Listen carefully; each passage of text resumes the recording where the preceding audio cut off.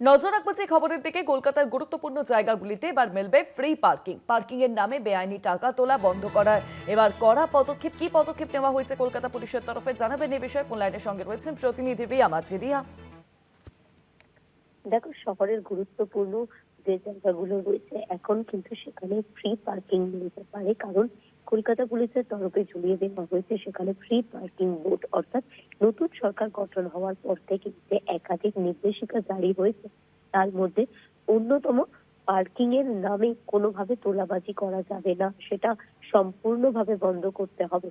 এই নির্দেশিকা সরকারিভাবে পাওয়ার পরই কলকাতা পুলিশ তারা অভিযানে নামে এবং সেখানে বিভিন্ন শহরের বিভিন্ন জায়গায় সেগুলো চিহ্নিত করা হয় যে কোথায় কোথায় এরকম পার্কিং এর নামে তোলাবাজি চলছে বা কোনো রাস্তা সেখানে বেআইনি ভাবে পার্কিং করানো হচ্ছে, করিয়ে সেখান থেকে টাকা তোলা হচ্ছে, সেই সমস্ত কিন্তু এখন চিহ্নিত করার কাজ চালাচ্ছে পুলিশ।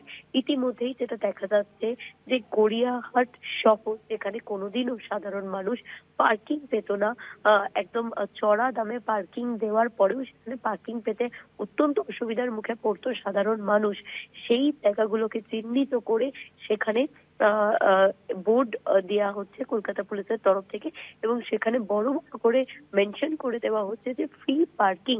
অর্থাৎ কেউ যাতে সেখানে গিয়ে পার্কিং এর নামে তোলাবাজি না করতে পারে, এই বিষয়টা কিন্তু অ্যাসিওর করা হচ্ছে কলকাতা পুলিশের তরফ থেকে।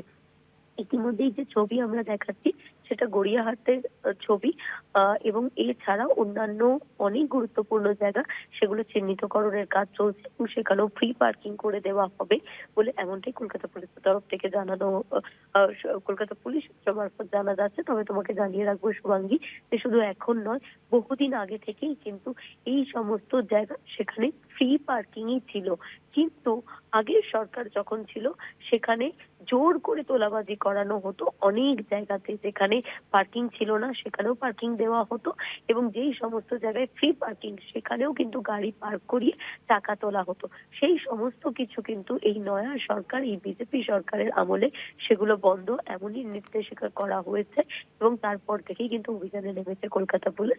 এবং যে ছবি আমরা দেখাচ্ছি সেটা গড়িয়াহাটের এবং গড়িয়াহাট সহ আরো অন্যান্য জায়গায় কিন্তু চিহ্নিতকরণের কাজ চলছে। অনেক ধন্যবাদ তোমায় রিয়া। ফোন লাইনের সঙ্গে ছিলেন প্রতিনিধি রিয়া মাঝি।